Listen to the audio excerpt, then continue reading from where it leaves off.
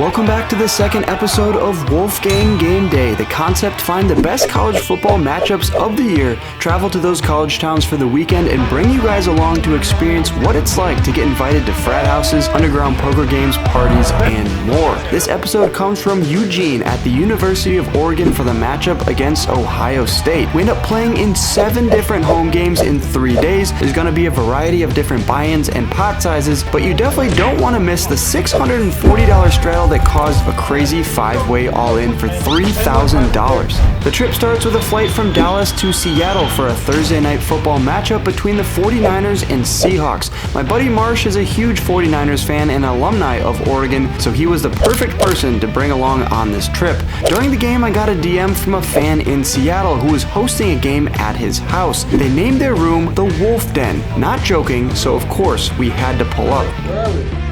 The Wolf Den, though. Yeah, the Wolf Den, baby! Wolf Den, baby! On Friday, we make the 5-hour drive from Seattle to Eugene. First stop, Sigma Nu.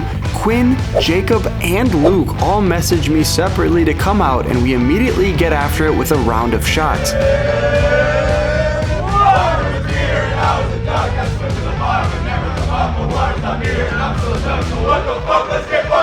They then introduced me to Snarp, a big YouTuber who's also in town for the game but makes content a little bit differently than ours. The only W you guys have is on the jersey. I keep walking, little bro. Men that wear skinny jeans are not tough. What the hell? That has to be the most racist outfit I've seen all day. Hey, better luck next time, guys. I know you just bought those jerseys today.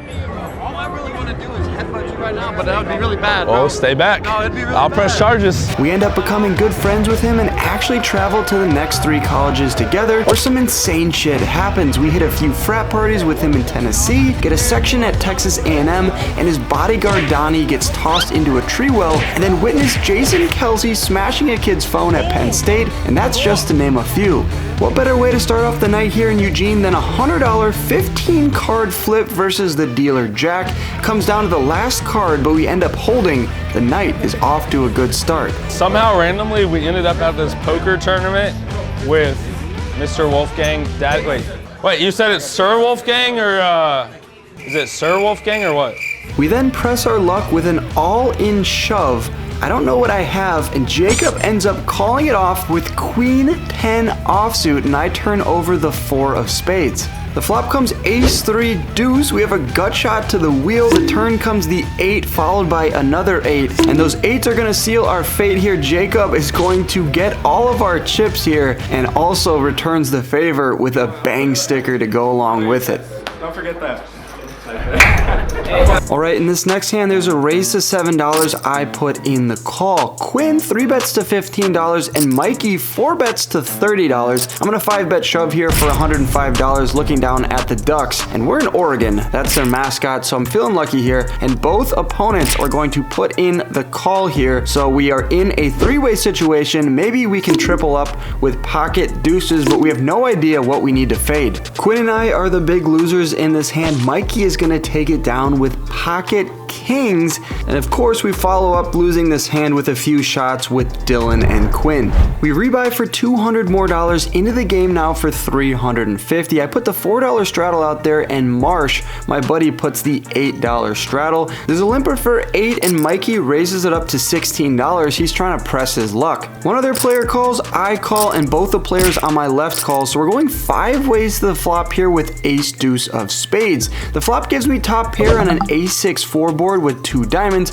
and the action checks over to Mikey, who checks it behind, giving me trips on the ace of clubs. I play it slow once again, allowing one of these players to put more money in the middle, and that's exactly what happens when Quinn bets out for 15, Mikey raises it to 30, and now I have a decision between raising and calling. I decide just to call, and Quinn calls as well. We are going 3 ways to the river, which now comes to 7 of clubs. The action checks over to Mikey, who bets out an insultingly small amount of $25. I decide just to call. Quinn folds, and we're gonna take down this $222 pot versus Mikey's pocket jacks. Yeah, that's how you work a sticker, Joe. You can figure it out. You go to Oregon. wait, that's the guy who banged me. And that's the guy who's not playing. All right, back to the degeneracy. I put the $8 straddle out. Marsh is good action here and puts out the 16. Mikey is the king of the min raise. He puts out 32 bucks here. I 3-bet him to 90 with ace jack of clubs, and he finds the call. He only has $62 left behind, so it's an effective all in, and off to a run out we go. When the cards hit their backs, we see we're in tough shape here. It's only 29% chance to win this versus Mikey's ace king. Well, the flop gives us trips, ace ace 3, but he has us out kicked and ends up rivering a full house with the king of spades. And look at that, Mikey's yelling bang, and he's got other ideas on his mind. He's trying to put a second bang sticker on my chest. Damn. Sick new bang. I was in the chat for Mikey. 1, 2, 3, bang! All right, next hand, I straddle 4, Marsh calls, and Quinn jams it in for $69. When it folds back around to me, I have a pocket pair. That's good enough for a call, and we are ahead here of Quinn's ace 5 of diamonds.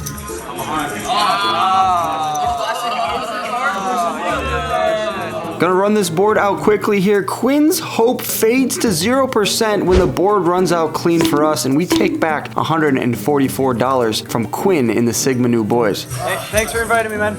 Appreciate it.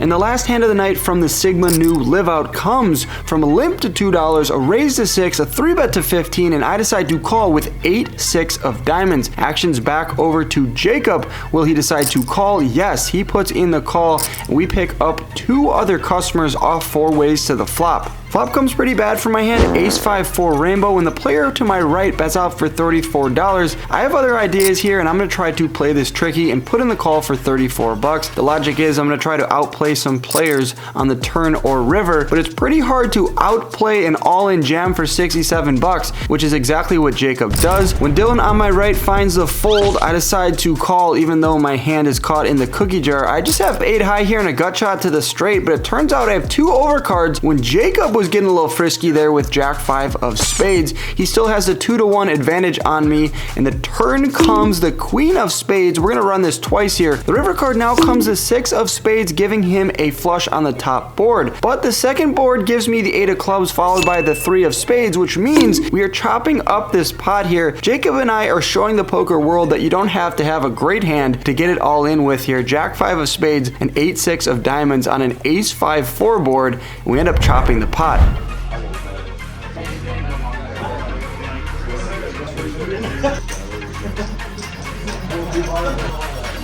Subscribe to Wolfgang Poker! It's now 11 p.m., but there's still time for another frat game. We head over to the Fiji house and get a warm welcome. Welcome to Fiji. Aiden and Bennett hit me up on Instagram and said they play all the time with their boys, so I had to check out the action. We're playing 1-2 once again. I'm in for $150, and in the very first hand, there's an open to $10 from Bennett, and of course, I 3-bet him up to $32 with pocket kings. He decides to put in the call, which means we are off to a flop in position here, which comes pretty good for my range. Ace, queen, 3 with 2 diamonds, and Bennett checks it over to me. Could go for a range bet here, but I decide to check behind, bringing in the 4 of hearts on the turn. With 67 in the middle, he fires out 1 green chip. That's 25 bucks, and I decide to call with my pair of kings. The river now comes the 8 of hearts, and the action's on Bennett. Action goes check, check. I turn over the kings, and he shows queen, jack offsuit, so hand number 1 is going over my way. Wow. If you bet, that puts me in a weird spot. If I bet there, are you folding that? No, Bennett, I'm not. In the second hand here, I look down at 7 deuce offsuit. We're playing it for $5 a person. I'm in the cutoff, and Brody makes it $15 to go. I decide to put in the call, and Jacob calls as well. Off to a flop we go 3 ways. The flop comes 10-4-3 rainbow, and the action checks through. When the turn comes a queen, I decide to lead out here for $15, and Jacob goes all in for 11 bucks. Brody also calls a $15, so we might have to get creative on the river here if we're going to take this down with 7 deuce offsuit. But when the river comes another 4, the action goes check, check. Brody turns over pocket kings, and Jacob turns over queen 9 of hearts. What do you have? That's gonna wrap up the session here from the Fiji house. Only 2 hands here, but it's past midnight and we have an early day tomorrow on Saturday, and it begins with a walk over to the stadium. But before we get there, we're spotted by some very, very sober fans. Let's go, baby! Let's go!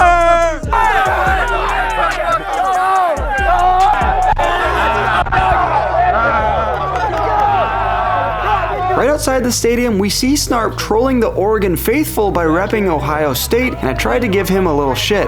So I'm an Ohio girl. Don't talk to an Ohio State fan. This is not real. Fuck you, fuck you, fuck you, fuck you, fuck you, fuck you. Fuck Ohio! What the fuck? Inside the stadium is electric, and like always, we sit in the student section with our new Sig New bros, Jacob and Quinn. The number 3 versus number 2 matchup did not disappoint, ending with a 32-31 nail-biter win for the Ducks. Are the students pumped? Yes. Will we storm the field? Cue the montage. And that'll do it! Oh my goodness. Welcome to the Big Ten, Oregon! They storm the field at Austin, and the Ducks win this bout 32-31. I leave my Wolfgang Poker logo on the stadium while exiting, and then we hit the bars, but drank so much that I forgot to get any footage of it. Trust me though, it was a fun night. It was tough waking up on Sunday, but the Oregon Poker Club messaged me and I committed to answering questions and playing in a quick tournament for charity. They had a lot of good questions about content creation, other famous poker players I've met, and also ways to improve their game. It's awesome to see the college kids learning about pot odds and bet sizings and stoked about the game we all love. After all, this is the next generation. But now it's time to play for some real money. We head across campus. The first frat game of the day is at the Delts house. Brady hit us up for a game with his boys. It's a 1-2 game. I'm in for $150. All right, first hand here, we get after it right away with 8-9 of spades. Ryan opens it to $10 and I put in the call. Aiden on the button raises it up to $30 and I put in the call, followed by the player on my left. We're going 3 ways to the flop here on a 10-7-3 board with 2 hearts and 1 spade. Aiden bets out for $60, actions on me. The open-ended straight draw, backdoor flush draw. I decide to jam it in for $110. We lose our 3-way here when Aiden puts in the call. We are going off to a run out. He has pocket kings, 2-1 favorite against my 8-9 of spades, $321 in the middle, and let's cut the suspense. Let's see how it runs out. No drama needed. The turn gives me what I need right away, followed by another jack on the river. I end up making a straight jack to the 7, $321. First hand of the session coming over my way, and we crack pocket kings.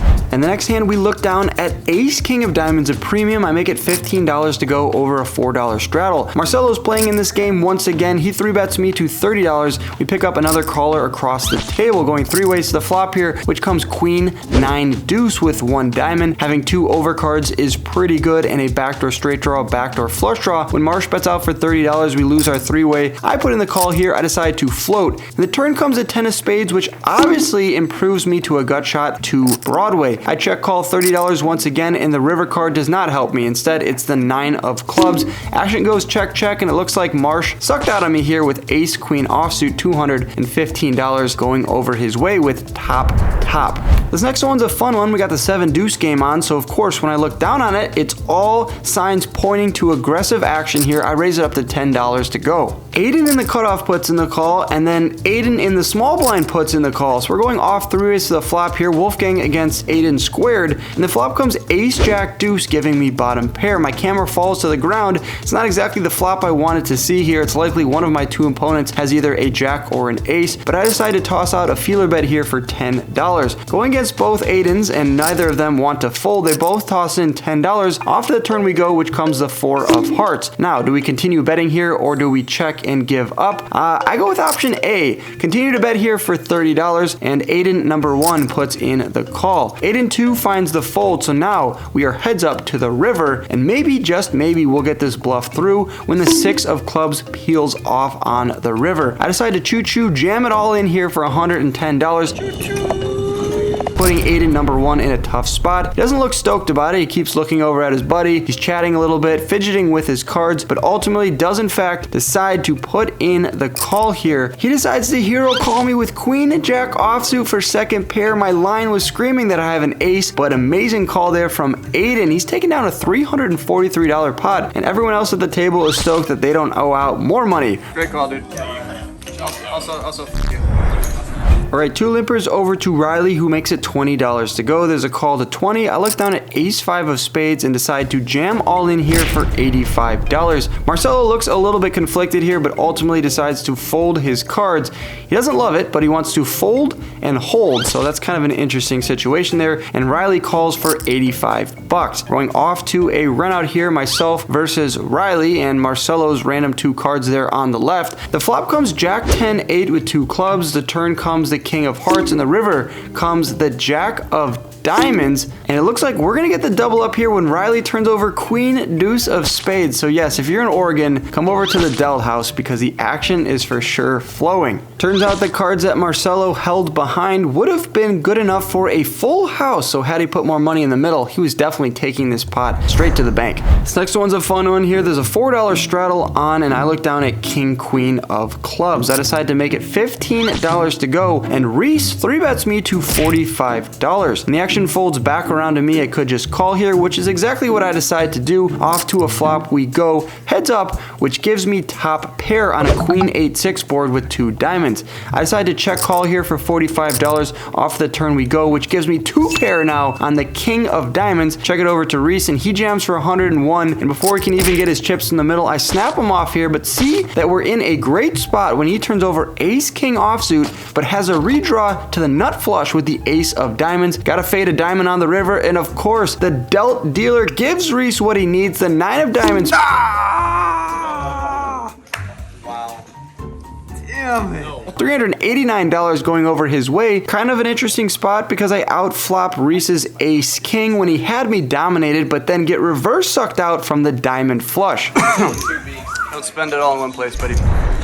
And that's going to bring us into the last hand here at the DTD house. There's 2 limps over my $4 straddle. There's a raise of $20 and a call. Action over to me with Ace 9 of diamonds. I decide to call, and we are going 5 ways to the flop. Flop comes Ace 9-3, bang, we flop 2 pair. The action checks over to Aiden, who bets out for $25. I decide to check jam for $190 with my top 2 pair, given the fact there are some flush draws available. And the action's over to Reese now. He decides to check call my all-in for $190, and Aiden ends up folding. The turn and river come the 10 of hearts and the 7 of hearts, and we are going to double up the Reese when he mucks his cards face down. Taking out a nice $506 pot to end this session is pretty great. That's going to finish up the second session of the day, but the third game of the day is off campus at some dude's house. Kyler hit me up for this one, and he wants to show me the banana room. They're super cool dudes though, playing some decently large pots here in Oregon. I'm in for my largest buy-in yet, $500. The first hand here at the Banana Barn, there's a $15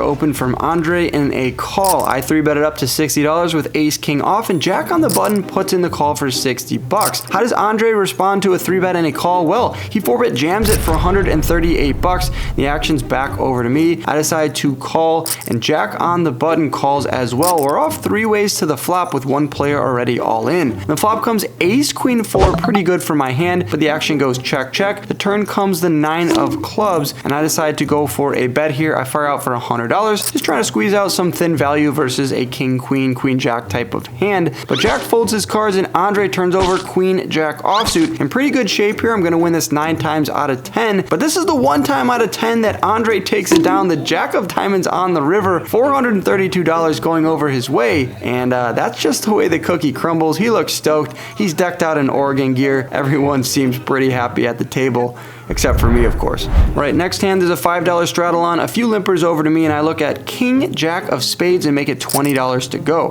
1, 2, 2, 3 players put in the call, going off 4 ways to the flop here, have position on the entire table, which is pretty great. Andre leads out for $35 on this 9-3 deuce rainbow board, and I decided to float him here with a lot of backdoor draws and 2 overcards, and the turn card comes the 6 of spades, which improves me to the king high flush. When Andre slows down and checks, the plan is to take it away from him with my king high, and I fare out for $90. Will he fold and make this easy on me? Absolutely not. As you saw in that last hand, he hit the river. Now he gets sticky and puts in the call, and we're gonna need to spike the river or go for a massive bluff, and luckily the 8 of spades peels off. Bang, we river the flush. It's the second nuts on this board, only losing to the ace high flush, so when he checks it over to me, there's 337 in the middle, and if I had any bluffs here, I'd go all in. And we get snap called. He doesn't waste a second when he sees my chips hit the middle. When I turn over my flush, he mucks his cards but ends up turning over 9-8 offsuit, rivering 2 pair with a 9 of spades blocker, but $955 are coming over my way. And Andre, it's safe to say we're now even in this session. 1 for you, 1 for me. All right, $5 straddle on, raised to 15. I 3-bet it to $45 with queen 9 of spades. Jack jams it all in for $223, and the action folds back around to me. I decided to give him some light action here. He was the dealer at the Sigma Nu house the very first session of the trip, so I thought it'd be fun here to give him a little bit of light action, and he's a 59% favorite here when he turns over ace jack offsuit. We're gonna run it out 1 time. Chop it up, chop it up. He's going to end up holding on this very low and connected board, ultimately making the ace high flush on the river, and that's going to bring us into this absolutely mental last hand of the banana barn. I tease this in the intro. The 10, 20, 40, 80, 320, and $640 straddle are on. 80, 160, 320, 640. Okay, if you do it, I'll put on 640. Oh, come on! And let me just remind you guys, this is a $500 buy-in 1-2 game. Andre jams all in for $690. The player to my right jams all in, but he only has 262. Action's on me, and what do I look down at? Ace 10 offsuit versus a jam from Andre and a blind jam for $262. I think my hand is pretty good here, and I decide to go all in. After all, I only really have like 1 big blind, so kind of makes sense from a GTO perspective, even though we really shouldn't be thinking about that. We pick up 1 other all in before the $640 straddler decides to call as well. So yes, it's a 5-way all in here. A few players are blind. It's a massive pot here, over $3,000, a 1,500 big blind pot in this 1-2 game, and let's see how it plays out. We all decide to turn up 1 card, giving each other kind of a mini sweat. Come on, Marshall, come on, come on. Good luck. So you two are still in the Good dark? luck, bro, good luck. Yeah, I'm still in the dark. Oh my god. Ace. Low cards! That's not me. Ace. Fuck. We're so landed. Flip that shit. I don't have spades. I have a spade. Spade! I have a spade. Spade! Oh, fucking go!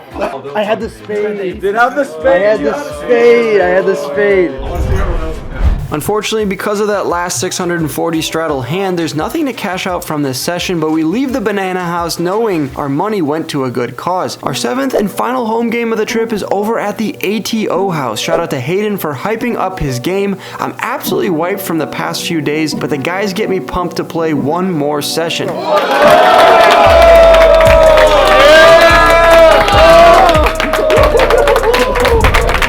We're into the 1-2 game here at the ATO house for $300. In the very first hand, I look down at King Queen and I open it up to $10. Jake calls and Keenan calls. We're off 3 ways to the flop here in the very first hand of the night. We flop top pair and a King Jack 6 with 2 clubs board. When the action's over to Keenan, he bets out for $20 and I put in the call. Jake ends up folding, so heads up to the turn, which comes the 5 of hearts. Action goes check on the turn, bringing in the King of Hearts on the river. I now have 3 of a kind. Keenan in the big blind leads out for 1 green chip, that's $50, and I decide to raise it up to Cinco de Mayo, $55, and he immediately regrets betting out for $25. He ends up calling. I turn over 3 of a kind, and he mucks his cards face down, shaking his head. Oh, he got it. Next hand, we pick up a premium. Once again, ace king. I open it up to $10, and we're gonna pick up a few callers. Off to a flop multi-way, and it comes king, queen, 8. We have top pair with the ace kicker. The action checks over to Cole, who bets out for $15, and I decide to put in the call. Off of the turn we go, which comes the 4 of diamonds, and he bets out now for $15, and I call once again. When the river comes a brick, it's a deuce of spades. I check, he bets 25, I call, and we turn over the winner when he exposes king 10 of spades. Jake, what's going on here? You win the stand-up game, you get a Zing can, baby. That's it. An empty one, though. Yeah, an empty one. Fucking cheap ass. Of course.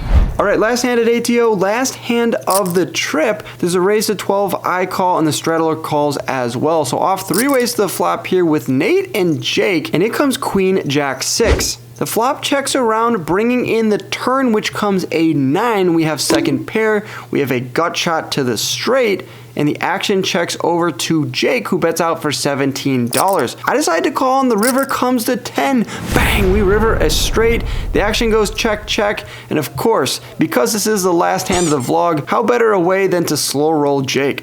So lucky. How am I lucky? Let's get 2 pairs. I know, but it looks like a river. What do you have? What do I have? I know, what do you have?